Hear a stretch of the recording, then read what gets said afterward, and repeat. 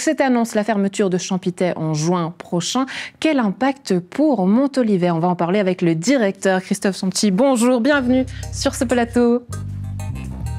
Bonjour André. Bonjour, installez-vous seulement, prenez place. Alors je le disais en introduction, Champitay fermera ses portes en juin. Déjà, est-ce que vous avez été surpris par cette annonce? Alors déjà, c'est une triste nouvelle, c'est une triste annonce. C'est une triste annonce tant pour les élèves, pour les parents et puis l'ensemble des collaborateurs. Et effectivement, ça a été une surprise, cette fermeture. Pourquoi une surprise? C'est toujours dommage de voir une école prestigieuse comme Champitay prendre la décision de fermer ses portes aussi rapidement. On peut avoir peut-être, en remontant un petit peu le fil de l'histoire et en recollant peut-être un petit peu les morceaux. Une histoire qui est assez similaire à la vôtre, finalement, parce que c'est peut-être, on va l'expliquer, deux modes de fonctionnement différents. Champitay est un grand groupe à l'international. Vous êtes, vous, Montolivet, indépendant. Vous avez commencé tous deux il y a 20 ans à Lausanne. Vous vous suivez ensuite à Nyon, tous deux. Et aujourd'hui, il y a cette distinction. Est-ce qu'on peut dire que finalement, en tant qu'indépendant, ça vous a plus réussi? Alors, juste peut-être une précision, si vous permettez. Les deux écoles sont plus que centenaires à Lausanne. Et effectivement, ici à Nyon, ça fait plus de 20 ans. Et est-ce que être indépendant aujourd'hui et ne pas faire partie finalement d'un gros groupe comme Champitay, ça vous a plus réussi? Alors, il est certain que la décision de fermeture n'aurait certainement pas été prise. C'est un des grands avantages, en tout cas pour les parents et les élèves,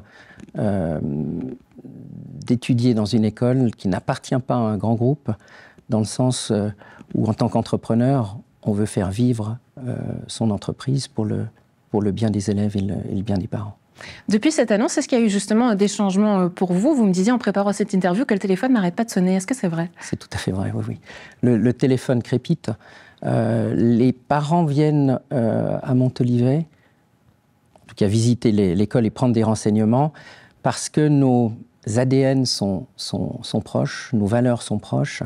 Les parents, de ce qu'ils nous disent, recherchent surtout une école à taille humaine, une proximité géographique, mais aussi une proximité entre les enseignants et la direction, et c'est ce que nous pouvons leur offrir. Alors aujourd'hui, ce sont 130 élèves et une quarantaine d'employés qui se trouvent donc aujourd'hui sans établissement. Oui. Est-ce que vous avez de la place pour accueillir tout le monde? À combien de places est-ce que vous avez encore pour pouvoir tourner à un régime qui soit finalement juste?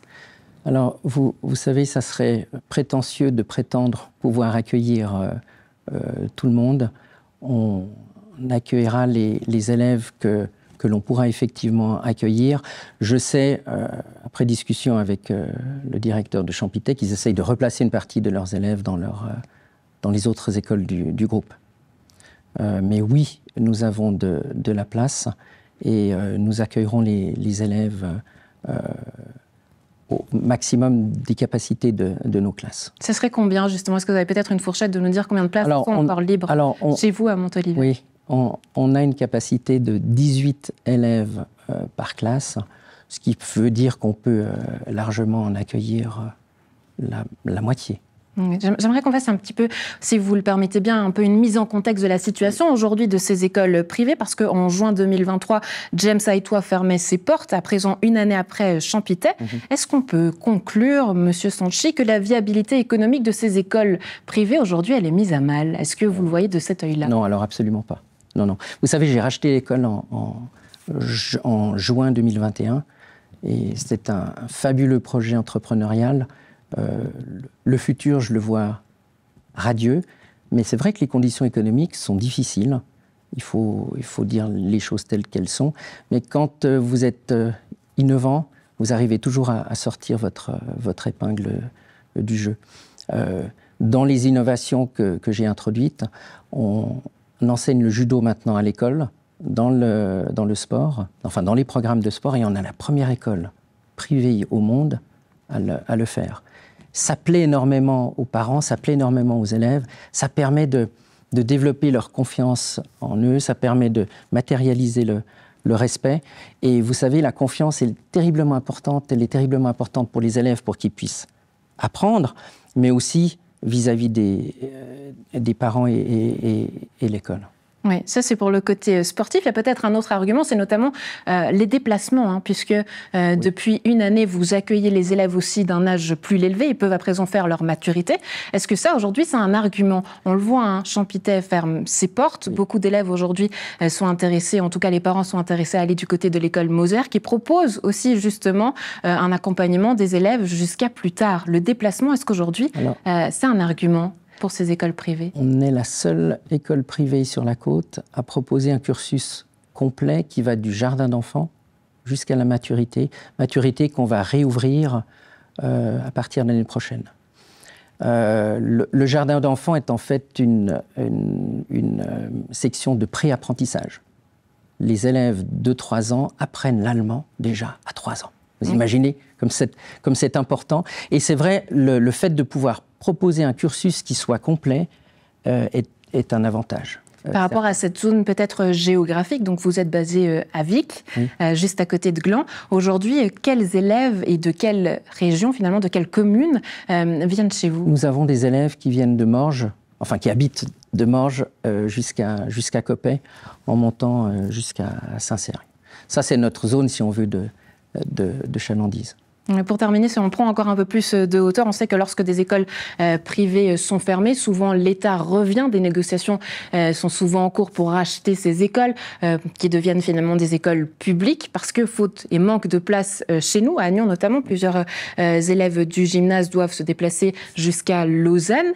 De quel œil est-ce qu'aujourd'hui vous voyez finalement ce manque de place qui est dans le public? Est-ce que ça a un impact aussi sur le privé où des gens partent du privé au public? Oui. L'inverse, est-ce que finalement tout ça s'alimente de l'un à l'autre? Vous avez raison, ça s'alimente de l'un à l'autre, mais il y a une différence qui est quand même assez fondamentale entre le privé et le public, même si, à mon sens, ils sont complémentaires. Il y a une différence qui est fondamentale, c'est la qualité de l'enseignement, le nombre d'élèves par classe, et puis tout l'environnement qu'il y a autour, tout le soin qu'on apporte aux élèves, disons la bienveillance, et dans notre école qui est à taille humaine, on a le temps et on prend le temps nécessaire pour pouvoir entourer les élèves et écouter les parents. Mais est-ce que ce manque de place finalement dans le public a accru peut-être la compétitivité entre le privé et le public aujourd'hui?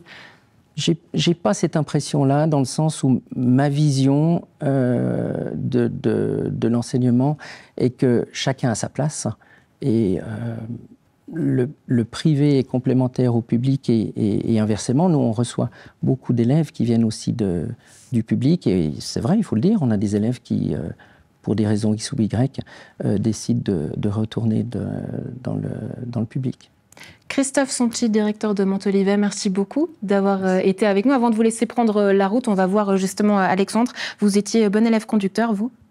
J'ai l'impression, sauf que, si vous permettez, quand j'ai passé mon permis de conduire, j'ai légèrement dépassé la limite de vitesse sur l'autoroute. Aïe. Et l'instructeur m'a dit « Il n'appartient qu'à vous de garder votre permis de conduire ». Oui, de garder sa maîtrise. Voilà, on va terminer sur ce point philosophique. Monsieur Santi, merci beaucoup d'avoir été avec nous. Excellente journée. À vous aussi. À vous. À très bientôt. Merci. Au revoir.